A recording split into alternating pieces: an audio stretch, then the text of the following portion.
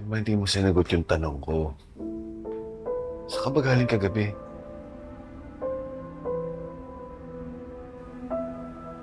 Bumalik ako sa burol. Pinakiusapan ko si Hazel. Napayagan ka sa libing ng walang gulo. Pero bakit mo naman ginawa yun?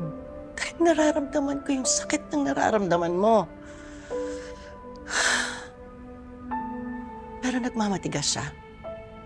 Papayag lang daw siya kung isusuko ko si Colleen at paaaminin. Ano? I'm sorry, Manuel.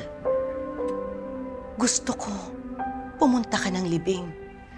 Pero hindi ko isusuko si Colleen dahil inosente ang anak natin.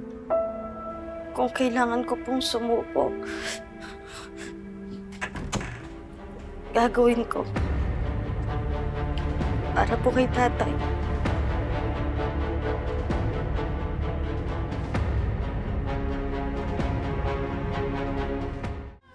Colleen, anak. Anak. Anak, bakit mo naman gagawin yun? Ha? Wala ka namang kasalanan eh.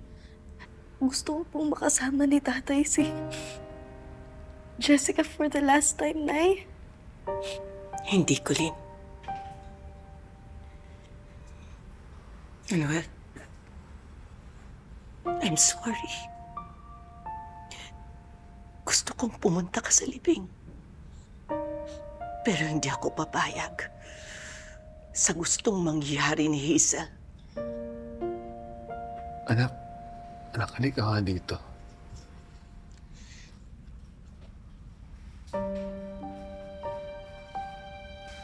Totoo ba na tinulak mo si Jessica? Ay, hindi po. May away po kami ni Jessica pero hindi ko po siya tinulak. Ayun naman pala eh. Bakit ka susuko? Para lang sa akin? Anak, ano yung magsisinungaling ka? Aakuin mo yung kasalanan, di mo naman ginawa? Para ano? Para lang makapunta ako sa burol ng kapatid mo? Ay, gusto ko lang po kayo maging masaya. Anak, alam ko naman yun. Pero hindi tama na isakripisyo mo yung sarili mo para sa taong mahal mo. Tay, huwag po kayong magagalit sa akin. Kasi hindi ko po nailigtas si Jessica. Tay, sorry. Sorry po kasi hindi kayo makakapunta sa libing ng kapatid ko dahil sa akin. Sorry, Tay, sorry. Tay, sorry. Sorry.